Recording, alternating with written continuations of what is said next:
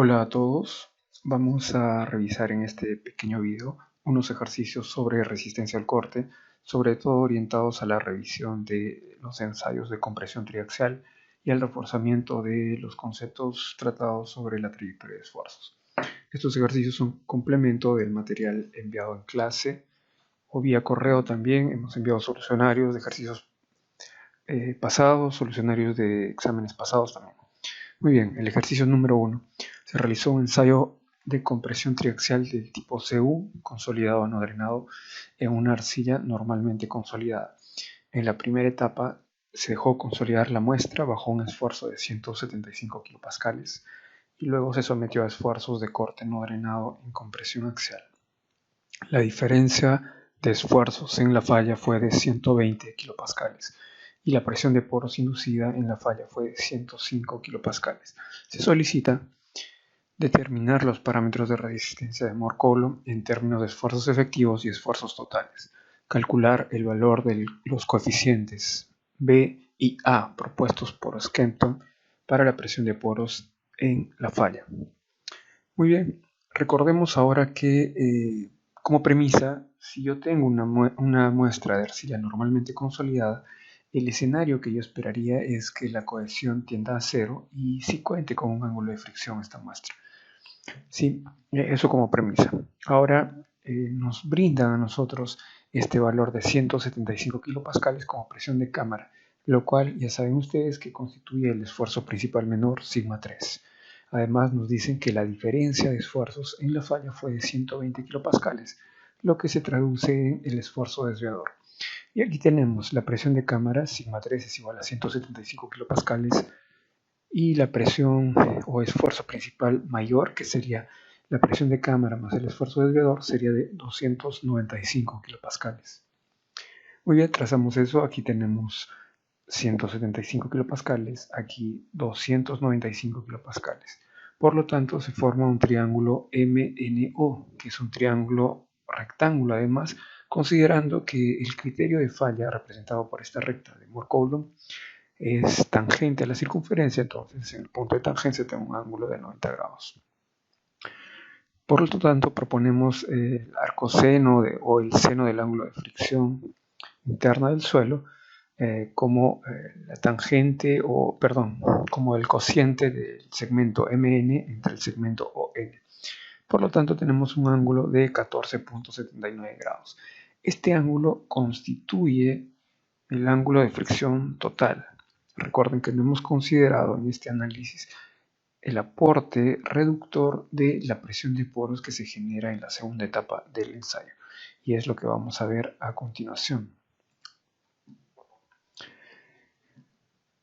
Ahora en la segunda parte de este primer inciso vamos a analizar lo que sucede con los esfuerzos efectivos. Para esto nosotros vamos a hallar sigma' 3 y sigma' 1 y lo que haremos es restar la presión de poros a cada caso, lo cual nos da un esfuerzo principal menor efectivo de 70 kPa y un esfuerzo principal mayor efectivo de 190 kPa. Y eso se traduce en este nuevo círculo de Mohr, el de color azul. ¿Sí? Luego realizamos el mismo análisis, tenemos ahora un triángulo rectángulo PQO y trabajamos con el ángulo de fricción como el seno del ángulo de fricción es igual al segmento PQ entre el segmento OP, lo cual nos da un ángulo de fricción de 27.49 grados. Lo que termina siendo consistente al tener una presión de poros positiva en compresión, tenemos que el ángulo de fricción efectivo es mayor que el ángulo de fricción total. Muy bien, ahora la segunda parte nos hablan de calcular los valores de estas constantes A y B propuestas por Skempton. Y entonces tenemos que, si la muestra está saturada, el valor de B, como ustedes saben, tiende a la unidad. El valor de B es 1. Y luego el valor de A se calcula como la diferencia de presión de poros generada o el exceso de presión de poros generada en la etapa de drenaje en cociente con el esfuerzo desviador en el instante de la falla. Estos datos ya los tenemos y el cociente nos da 0.875. Listo, con eso habríamos cubierto las consultas de este primer ejercicio. Ahora vamos a revisar un ejercicio adicional en la misma línea, tratando de hacer un complemento con las trayectorias de esfuerzos. Ejercicio número 2. Se adjuntan los resultados de un ensayo consolidado no drenado, CU, realizado en una arcilla. Se empleó una presión de cámara de 600 kilopascales, lo que sería sigma 3, y la consolidación tuvo lugar con una contrapresión de 200 kilopascales. Esta contrapresión nos sirve para poder nivelar y medir el exceso de presión de poros generado en la segunda etapa. Ya lo revisaremos. Se solicita entonces primero dibujar las trayectorias de los esfuerzos, calcular el valor del coeficiente A en la falla. Y para esto nos dan un cuadro, como ustedes ven aquí, donde tenemos el esfuerzo desviador, cómo ha ido cambiando el esfuerzo desviador y cómo ha ido cambiando la presión de poros. Muy bien, a partir de esto nosotros conocemos las siguientes expresiones. Ustedes saben que la presión de cámara sumada con el esfuerzo desviador generado en la segunda etapa, la etapa de drenaje, nos da el esfuerzo principal mayor. Además, tenemos que la presión o esfuerzo principal mayor efectivo se obtiene de esta manera, con esta expresión, y el esfuerzo principal menor efectivo se obtiene también con esta expresión. Y después, para poder trabajar las trayectorias de esfuerzos, nosotros trabajamos con la semisuma y la semidiferencia de los esfuerzos principales, tanto en sus componentes totales como en sus componentes efectivas. Después de esto, para poder trabajar el dibujo que nos piden, vamos a elaborar este cuadro. Miren, nos hablan que la presión de cámara o sigma 3 total es de 600 kilopascales, y eso es lo que viene en esta primera columna. Después tenemos la variación del esfuerzo desviador, que está expresado aquí, y estos valores los colocamos en esta zona, en esta columna, que van desde 0 hasta 319 kilopascales. Por lo tanto, por una suma directa tenemos el esfuerzo principal mayor total, que sería esto. ¿Sí? Tenemos 600 más 319, 919 kilopascales. Luego de eso, tenemos también la variación de la presión de poros en esta segunda etapa. Y aquí está, miren, que va de 200 a 433 kilopascales. Es lo que tenemos en esta cuarta columna. Por lo tanto, si ya tenemos sigma 1 total y sigma 3 total, con la semisuma y la semidiferencia podemos hallar P y Q en términos de esfuerzos totales. Aquí está. Ahora hallamos sigma 1 o esfuerzo principal mayor en términos efectivos, lo mismo para sigma 3, haciendo una diferencia con la presión de poros generada. Por lo tanto, tenemos aquí sigma 3 efectivo, sigma 1 efectivo. Nuevamente, contando con estos dos parámetros, podemos hallar la semisuma y la semidiferencia en términos de esfuerzos efectivos y completamos esta tabla. Muy bien, ahora nos piden en primera instancia dibujar la trayectoria de esfuerzos. Para dibujar la trayectoria de esfuerzos vamos a dibujar la variación o los cambios que sugieren a partir de estos dos, este par ordenado de P y Q en términos de esfuerzos totales y también en términos de esfuerzos efectivos. Y eso lo veremos en esta lámina. Observen. A partir de la tabla anterior tenemos esta lámina, como ustedes pueden ver. Aquí tenemos la evolución de los esfuerzos o la trayectoria de esfuerzos en términos de esfuerzos totales. Y aquí la trayectoria de esfuerzos en términos de esfuerzos efectivos. Noten la diferencia, ¿no? Cómo es que esto está cambiando en función a la presión de poros. ¿Sí? Hay una trayectoria distinta con una pendiente un tanto negativa para los tramos rectos que se forman, y aquí tenemos una pendiente positiva, constante además. Aquí depende mucho de cómo están cambiando los esfuerzos, el exceso de presión de poros que se ha ido generando. Ahora nos preguntan, en segunda instancia, calcular el valor del coeficiente A de Skempton en la falla. Ese coeficiente A de Skempton lo calculamos, ya saben ustedes, como el cociente del exceso de presión de poros generado en la etapa de drenaje entre el esfuerzo desviador. Y aquí el exceso de presión de poros en la etapa de drenaje es de 433, pero ya mencionamos al inicio que hay que restarle la contrapresión que se tuvo que aplicar durante el ensayo para poder registrar estos excesos de presión de poros. En algunos casos, en los ejercicios se suele omitir este dato, es importante porque es parte de cómo se ejecuta el ensayo realmente. Muy bien, y aquí tenemos estos valores, lo cual nos da un valor de 0.7304 para el parámetro A. Y bueno, aquí estamos expresando lo mismo, ahora de manera separada. Tenemos aquí el gráfico de la trayectoria de esfuerzos. Ahora, esta trayectoria de esfuerzos en realidad está asociada a cuál es la trayectoria de esfuerzos durante el ensayo, con cada registro, vamos a llamarlo así, de valores. Entonces, en términos de los esfuerzos efectivos, nosotros tenemos aquí una evolución, como ustedes pueden ver, hacia la izquierda, si partimos de este punto de 400,0 hacia la izquierda, y hasta dónde llegaría si yo tuviese toda la data hasta la falla e incluso después de un punto de influencia. Lo normal sería que esta gráfica esté llegando hasta una línea que es conocida como el límite de equilibrio, ¿no? De equilibrio del material, y a partir de ahí tendremos una plasticidad. Entonces esta curva vendría hasta ese punto y luego retorna. ¿Sí? Ese sería el punto de la falla total, si es que tendríamos mayores datos del ensayo. Vamos a ver eso en el siguiente ejercicio. Ejercicio número 3. Se le solicita representar gráficamente la trayectoria de esfuerzos para una muestra de suelo extraída a una profundidad de 19 metros. Se considera un peso específico natural de 16 kilonewtons por metro cúbico y un peso específico saturado de 19 kilonewtons por metro cúbico. Y además que el nivel freático se encuentra a 2 metros de profundidad.